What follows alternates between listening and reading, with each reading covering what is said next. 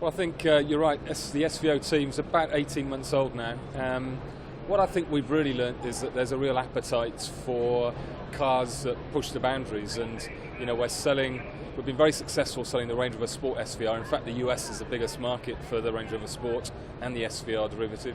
But what we've learnt is that there's a real appetite for performance cars and cars like that. The Range Rover Sport SVR really does push the boundaries. It's about breadth of capability, fastest, most powerful Land Rover ever, and boy, do customers like it. So today here at the New York Auto Show, for the first time in America, we reveal the F-Type SVR, and it plays to the same formula. It's lighter, it's more powerful, it's got better aerodynamics. As a result, the performance is astonishing. It's a 200 mile an hour all-weather supercar, is how we like to call it. 3.5 seconds to 0 to 60 from a standing start. It's a serious car. Well, the American customers, they like this sort of car. This is our biggest market for the Range Rover Sport SVR. We're pretty confident it'll be our biggest market for the F-Type SVR. So yeah, we're very excited about bringing it here to the States. And I think the American customers, I'm fairly sure, will receive it well. Well, to wear an SVR badge, to qualify for the badge, there are some very clear criteria, DNA we call it, that the car needs to satisfy. It needs to be lighter, so this car's 25 kilograms lighter in its base form, 50 kilograms lighter if you option it up with the carbon ceramic brakes and the carbon pack on the car. It's more powerful. It's got a 575 PS engine, so power to weight ratio is vastly improved.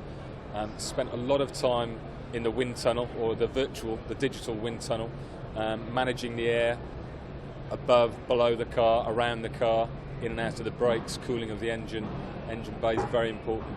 It's got a active rear wing, which is really important, so drag and lift are both reduced on this car, so it's actually a very stable car at speed, and ultimately 200 miles an hour in a car like this is an awesome performance, and 3.5 seconds, of course, to 0 to 60. I think the great thing about the SVR is it's a car that appeals to all the senses. It's not just about the performance of the car; it's what it feels like. Whether that's how it feels when you're driving it, the response you get from the steering, the actual stability of the car, but also what it sounds like. And you're right, the F-Type.